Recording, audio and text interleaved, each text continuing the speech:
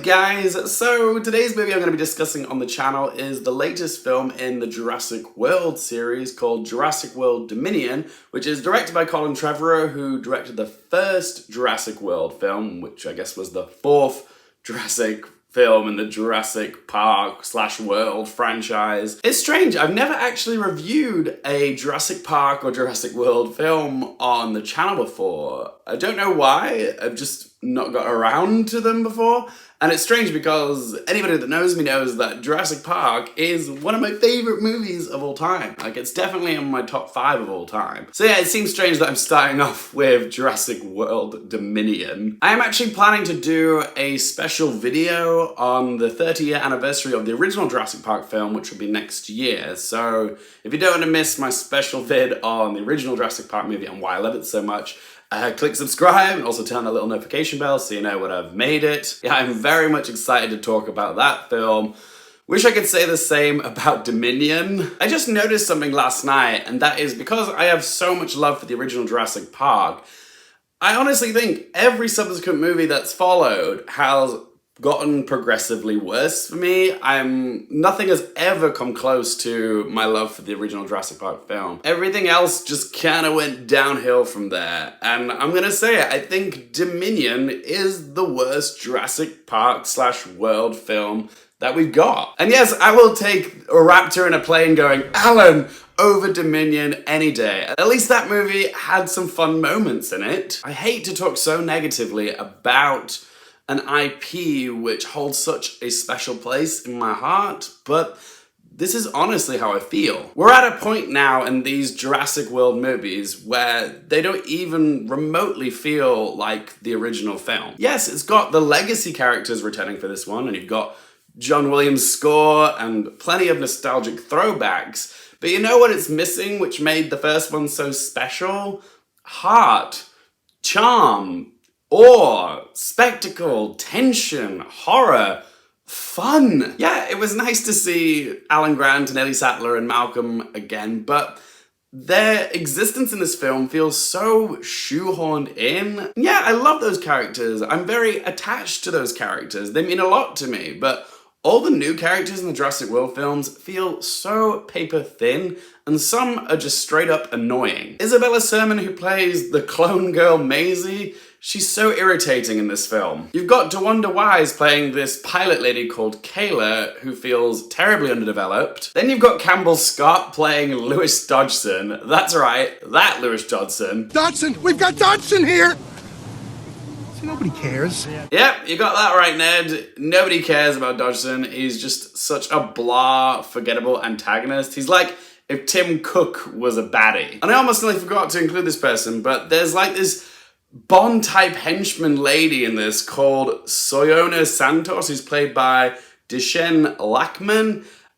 What was this character? She didn't feel like a real person. She just felt like some one-dimensional Bond henchman. The story for Dominion is also contrived and unfocused. It's like 4 movies in one, which are haphazardly stitched together just through lucky coincidences. It's such lazy writing. Like, I was actually kind of excited for this film because I thought the concept was actually quite interesting and kind of justified why we sat through the last 2 Jurassic World films, because you've got dinosaurs and humanity trying to coexist together again. Like, that presents a really interesting idea, but that idea is completely wasted. The plot is too busy watching Bryce Dallas Howard and Chris Pratt try to rescue Maisie and some baby raptor. Then you've got plane lady Kayla, who gets involved in a life or death mission with people she doesn't even know for reasons unknown. Like, her motives are so wishy-washy. Then you've got Ellie and Alan trying to infiltrate some facility to get a DNA sample, whilst all the while rekindling the flames of their past relationship. And because there's so many different plot threads going on at once, I'm not actually sure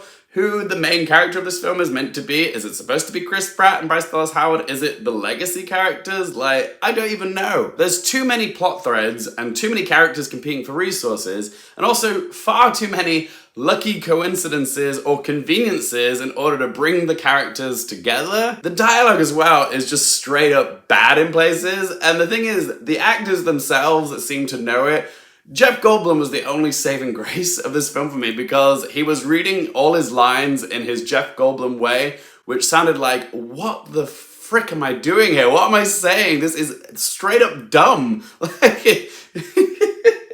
God bless Jeff Goldblum. Yeah, he did make the film better, I'll say that. There were so many times watching this film in the cinema where I turned to my partner Glenn and we just sort of looked at each other going like, what the hell are we watching?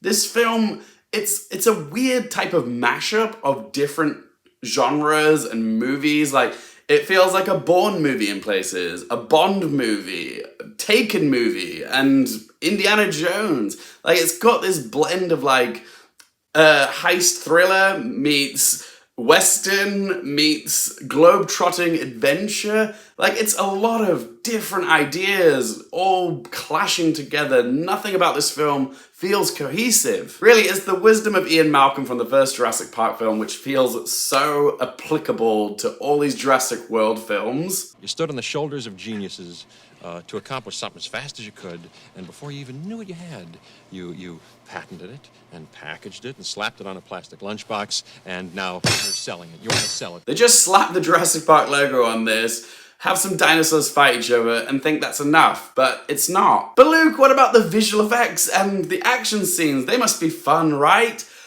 Sure, if you think watching a lot of CGI fighting other CGI is fun, sure, but here's the thing, the original Jurassic Park film had only 16 minutes of actual dinosaurs in them, which is just proof that more doesn't necessarily equal better. Characters and story need to come above visual effects, and it's not how it is in this film. I should probably say something positive about this film, and I will say this, despite me really not liking this film, I will give credit to them for trying to make something new, like telling a different story, rather than making one of those legacy films that's all about nostalgia and just is sort of like a copy and paste of like the original film that the fans love.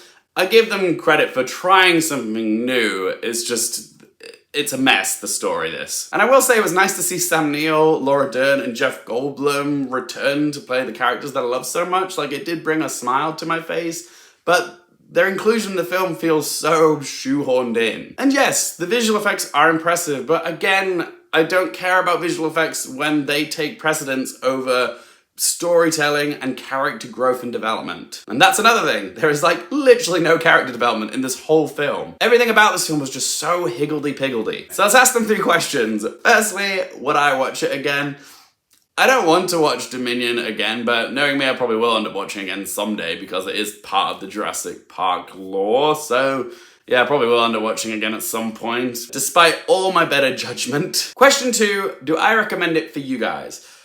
I honestly don't recommend this film. However, don't let that stop me from you going to the cinema and experiencing it yourself. Like, if you want just to watch some big CGI spectacle blockbuster popcorn fun, then yeah, go watch it. Go support the cinemas, guys.